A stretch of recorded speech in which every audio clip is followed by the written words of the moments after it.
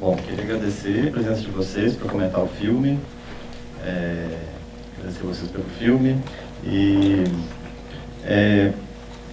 bom, no caminho, quando a gente veio conversando, né, João, você já falou de uma questão que eu acho que é uma das questões que mais saltam à vista, né?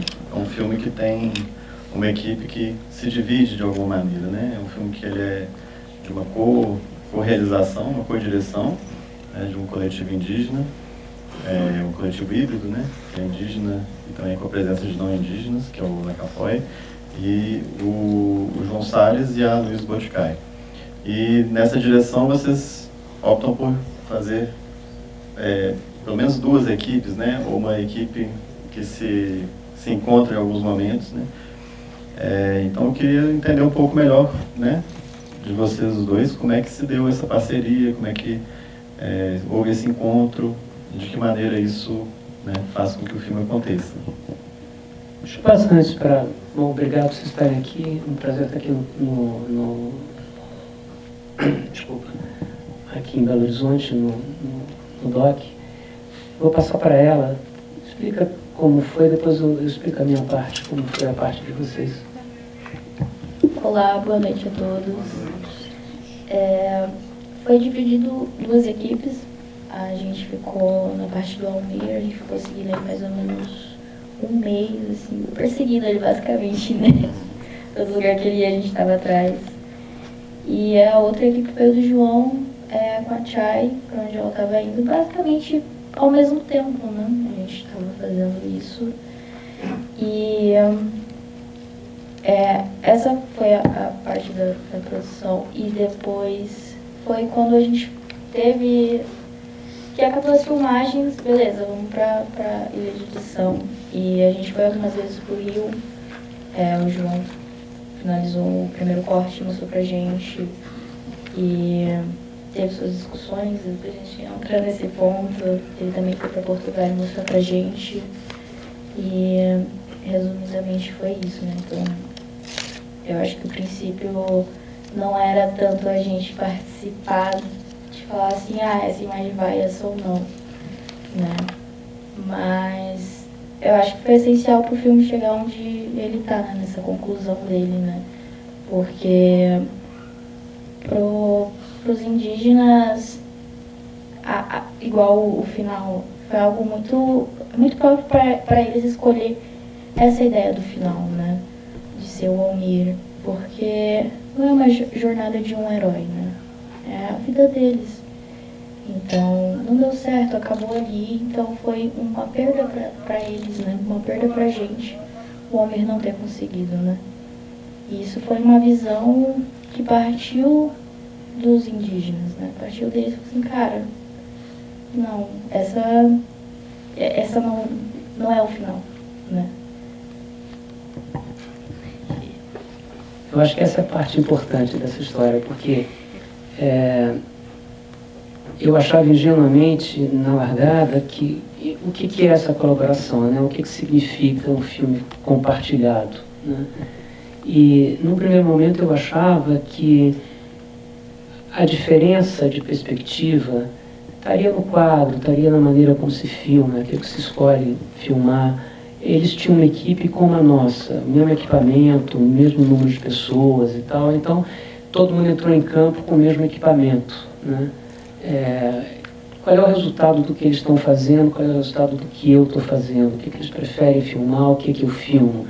Será que isso na tela você vai conseguir perceber a perspectiva indígena e a perspectiva minha, do não indígena? Ingenuamente eu achava que era isso, né? Que a colaboração viria dessa maneira. Duas perspectivas diferentes que se encontram no mesmo filme e você ia poder identificar o que é de um e o que é de outro. O processo, uma campanha eleitoral é essencialmente um processo cronológico. Começa e acaba no dia do voto. Tem toda uma tradição de filmes de campanhas eleitorais.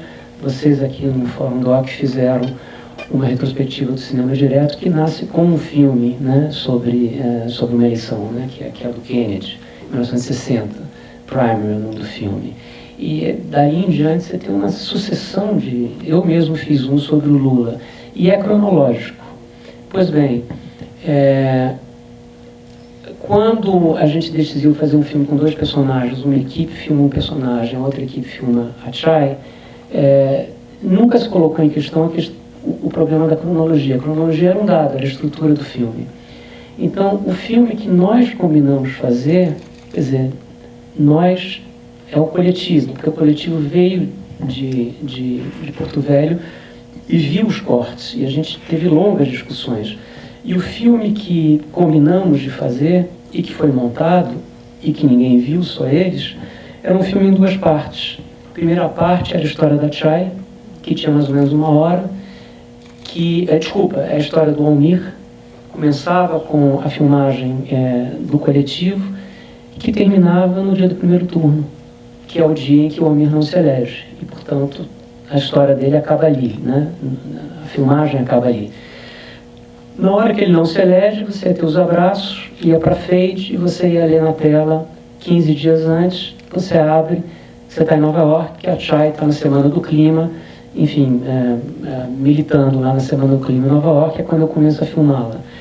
E o filme passaria pelo primeiro turno, você veria a Chay indo em direção à aldeia, abraçando o pai, e aquele período do segundo turno, e terminaria com aquele plano de sequência da vitória do Lula, e a câmera que sai mostra como Porto Velho recebeu a notícia da vitória do Lula, né? E esse é o filme que eu, Eduardo Escorel e a Laís pusemos embaixo do braço e levamos para Porto Velho para mostrar para a Chay e para a mãe dela num dia, à noite, e na manhã seguinte para o coletivo, e a Giza estava nessa, não era uma projeção porque era numa televisão, mas enfim, nesse visionamento. E isso foi completamente decisivo, a palavra é essa, né? Porque eu pedi para a Chay e para a Nedinha não falar com o coletivo sobre o que eles acharam do filme, para que não houvesse uma contaminação e a reação deles fosse uma reação espontânea.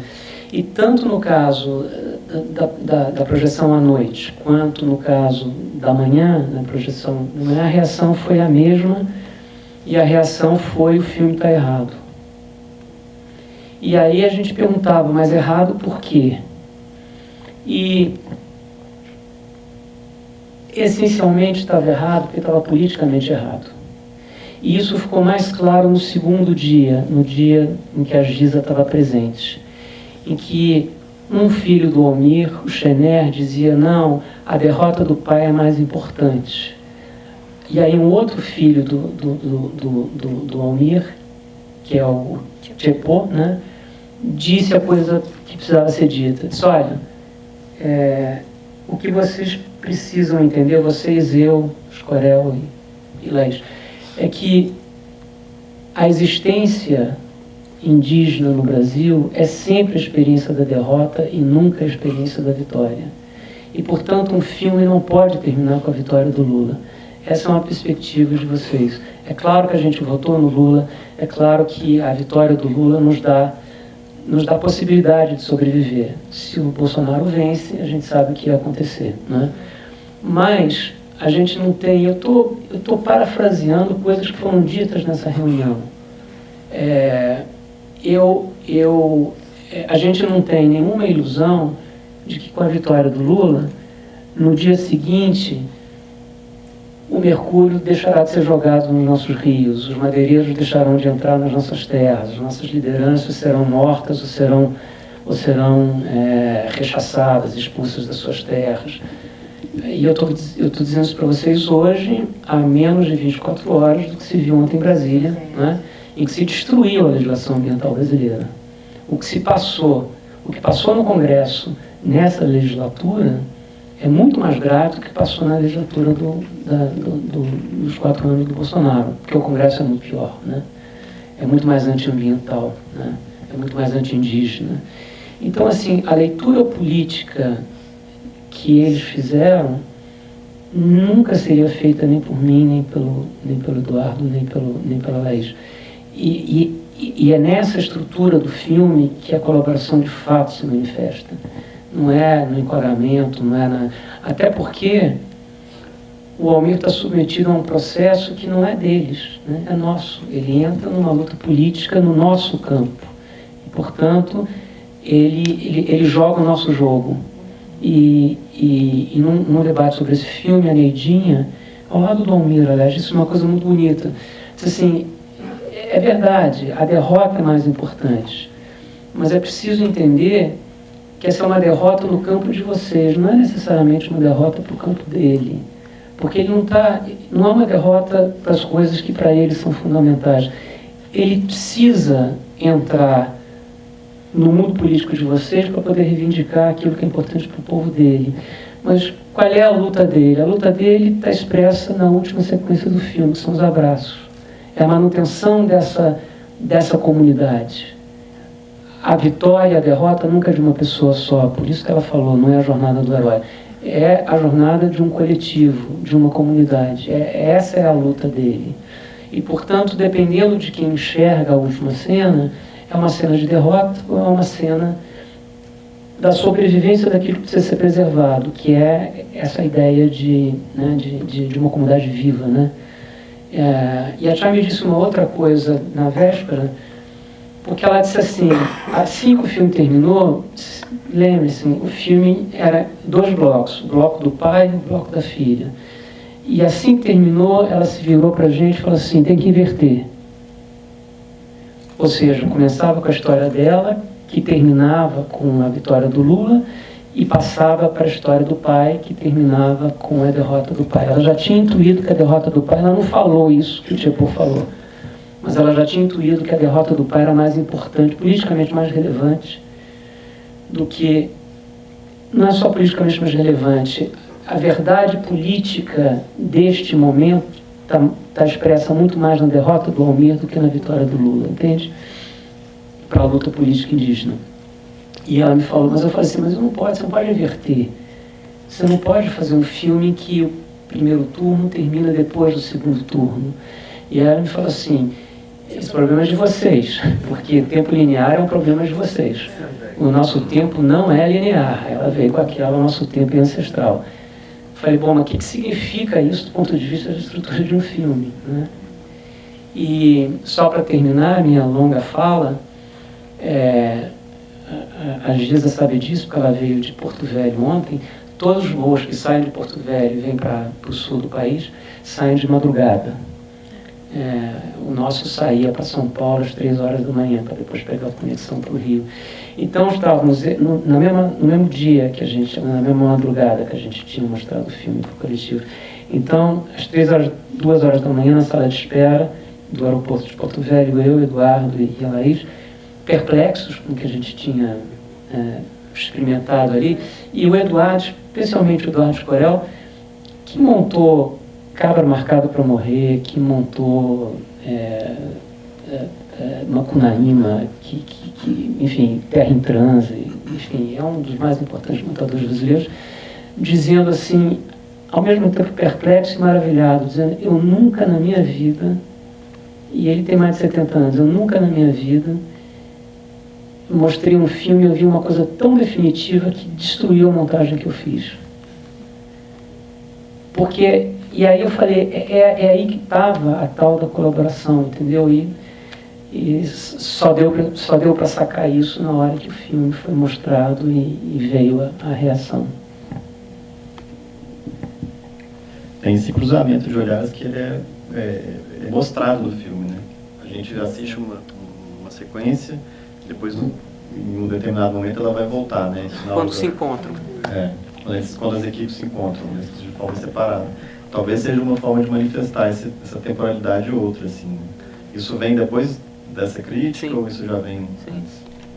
Porque ali a gente volta para o Rio de Janeiro com essa tarefa de tentar encontrar uma estrutura que justificasse essa inversão do tempo, que pudesse abandonar a cronologia e justificar uma montagem em que, de fato, o primeiro turno, a derrota do pai, termina depois do segundo turno, a vitória do Lula.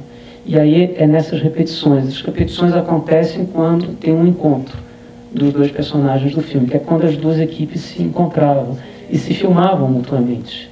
né? E se filmavam mutuamente. O primeiro encontro é virtual, é ele, é o Almir na Lapetanha, na aldeia, né, no celular, e ela em Nova York. O segundo encontro é em Porto Velho, na casa da Nedinha, no dia do último debate, antes do voto, né, do primeiro turno.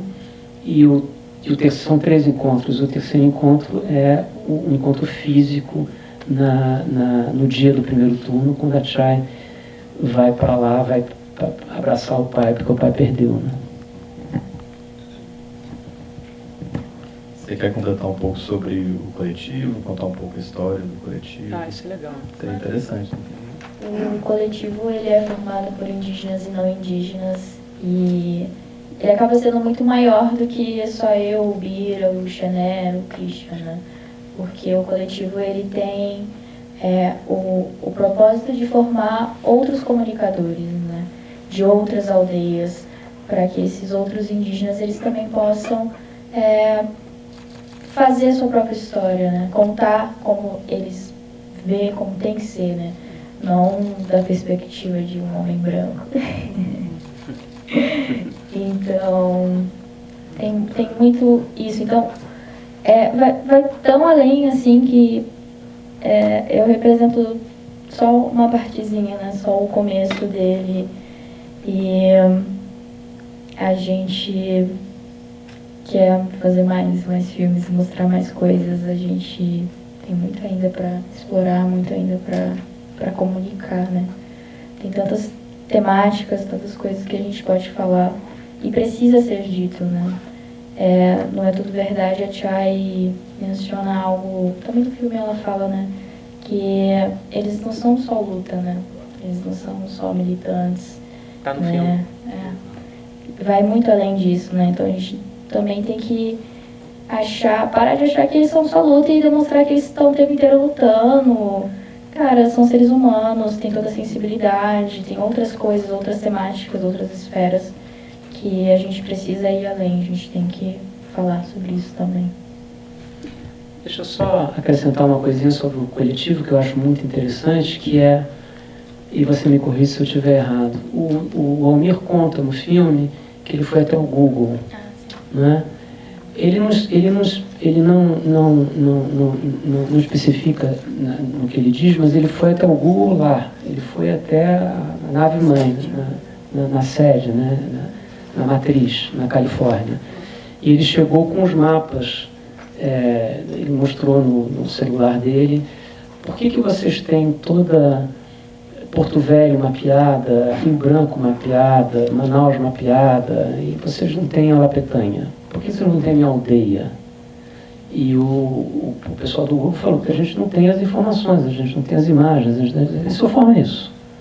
E em contrapartida, eu dou para vocês a possibilidade de anunciar ao mundo que vocês fizeram o Google Street View da primeira aldeia indígena na Amazônia, mas em contrapartida, vocês habilitam, qualificam os nossos jovens indígenas para que eles possam usar a tecnologia para monitorar o território. E o coletivo nasce assim. Eles são muito, muito, muito hábeis em uso de drone com câmera. Eles têm um acordo com o Google que fornece um sinal para eles mandarem as imagens para a nuvem, é editado e aí, quando tem uma invasão, eles espalham isso pelas ONGs, pela imprensa, enfim. Então, quando a gente chegou lá, eles tinham essa imensa habilidade de usar as câmeras para fazer controle de território, né? E eventualmente filmar rituais e tal, mas eles nunca tinham feito um filme narrativo. Então, daí entra a Luíse. Luíse é uma colaboradora do Vanson, que estava aqui, do Carelli. Ela trabalhou, não sei se ainda trabalha, mas trabalhou durante muito tempo no Vídeo nas Aldeias. E ela, então, foi para lá, chegou com 1 semana de antecedência, fez um workshop para pessoas que já sabiam e tinham a manha de usar as câmeras, mas agora usá-las de uma maneira diferente. E ela acompanha a filmagem, mas são eles que filmam, entende? Então, é assim que foi feito.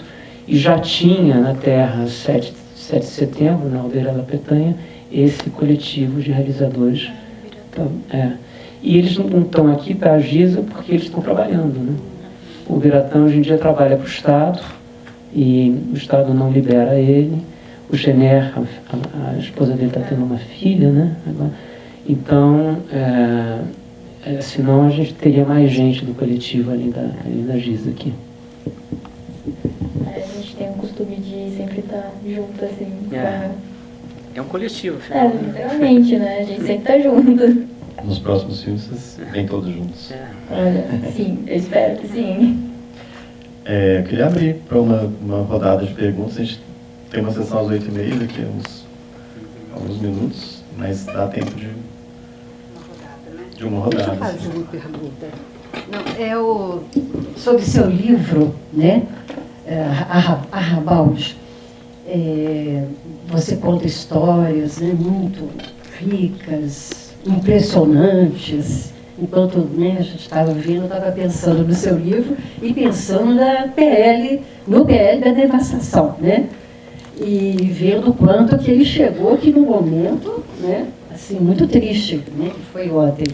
Mas seria assim, um pouco do link assim, do seu livro com essa experiência aí tão rica, né, que foi trabalhar com o coletivo. Então, vocês vão ver às 8h30 um filme de alguém que dedicou a vida à Amazônia, né? Que é o Jorge, que está lá desde sempre. Não é o meu caso, né? Eu fui para lá em 2019 exatamente porque eu não conhecia a Amazônia, eu conhecia muito superficialmente. E eu sabia que era o primeiro ano do governo Bolsonaro, né? Eu sabia que a floresta ia ser um campo de batalha. Era um governo anti-indígena, anti-ambiental, anti-floresta. Devastação era a senha, né? Devastem que vocês vão ter proteção. Como ele, aliás, no primeiro mês de governo, explicitamente houve uma invasão de uma floresta concedida para fazer manejo sustentável. Entraram madeireiros, derrubaram as árvores e tal, e aí o IBAMA foi lá e tacou fogo nos tratores e tal, e os Ricardo Salles e o Bolsonaro foram para as redes sociais para defender, dizendo que a partir de agora não se ia mais destruir equipamento de criminoso. Basicamente, o Ricardo Salles colocou garimpeiros dentro do avião e os levou para Brasília, né, para recebê-los no gabinete. Então, assim, eu sabia que o problema ia ser lá. Parte do horror do governo Bolsonaro ia ser lá. A gente não podia imaginar ainda o que viria pela frente com a pandemia. Então, seria lá, né?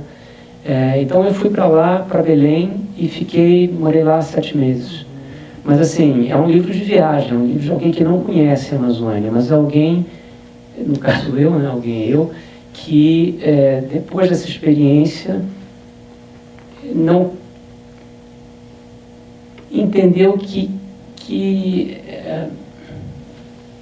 é o que põe e o que tira o Brasil do mapa, é o que dá e o que retira a relevância global para o Brasil.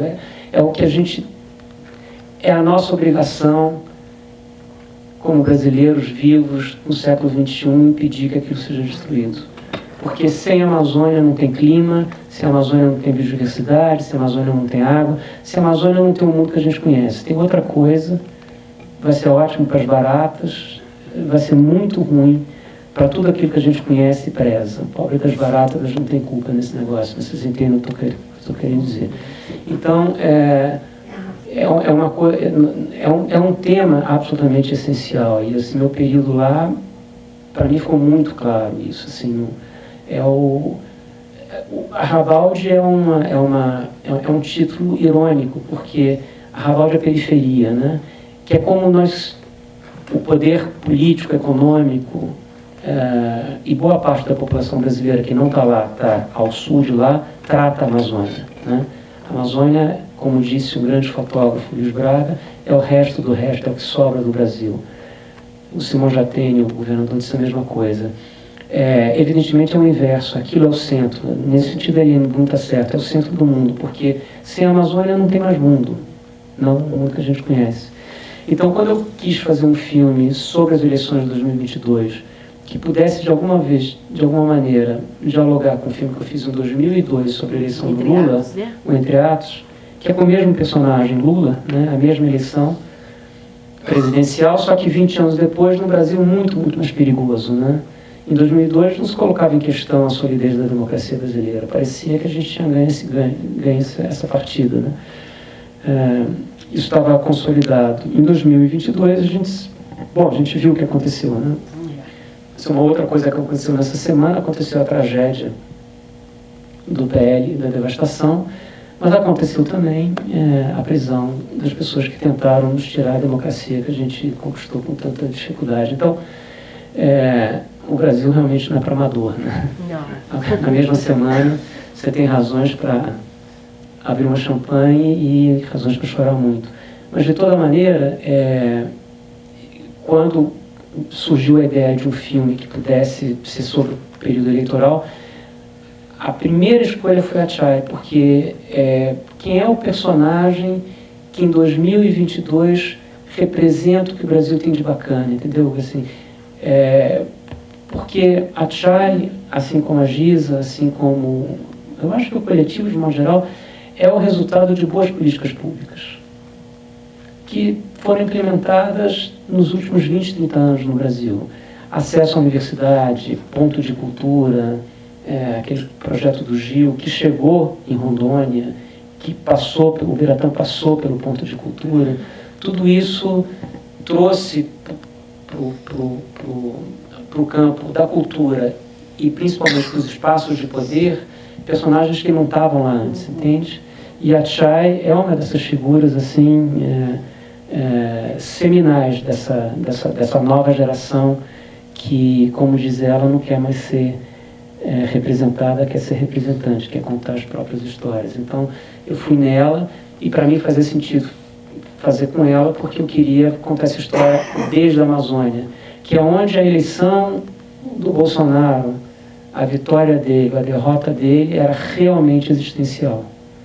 Porque, como diz a Chay, né, eu acho aquele plano extraordinário, quando a Chay está se aproximando da aldeia do pai, no dia do primeiro turno, né, que ela começa a falar com ela mesma em voz alta, né, o que aconteceu, e ela diz, e ela se dá conta, eles odeiam, eles querem acabar com a nossa casa, eles não querem a gente, eles querem... Ela tinha o que ali, 23, 24 anos, é muito duro alguém de 23 anos de idade. Em minha terra estrangeira. Minha terra estrangeira. Ela está na terra e a terra não é dela, entendeu? Quando ela diz aquilo e toma, ela está colocando palavras em ideias e as ideias estão ficando claras para ela. Não sei nem por que eu estou dizendo isso agora, mas eu acho que é uma sequência realmente extraordinária. Mas ela a tomada de consciência de que ela é do Brasil, mas o Brasil não quer ela, sabe? E por ela, todo mundo que... E ontem a gente viu mais uma manifestação disso de maneira muito clara. Então, assim, para voltar, a leitura política do filme, que se expressa na estrutura dele e principalmente no final dele, é aí que realmente a coisa ficou muito interessante para todo mundo que participou do filme. Já são 8h30. Gente, a conversa está boa, mas a gente vai ter que encerrar. Não, mas é por uma ótima razão. Essa ótima razão, já tem uma excelente sessão agora, às 8h30. Vamos assistir agora o filme do Bodansky e convido todo mundo a permanecer. Eu vou ter que passar. Muito obrigado, gente. Obrigado. Obrigada, galera.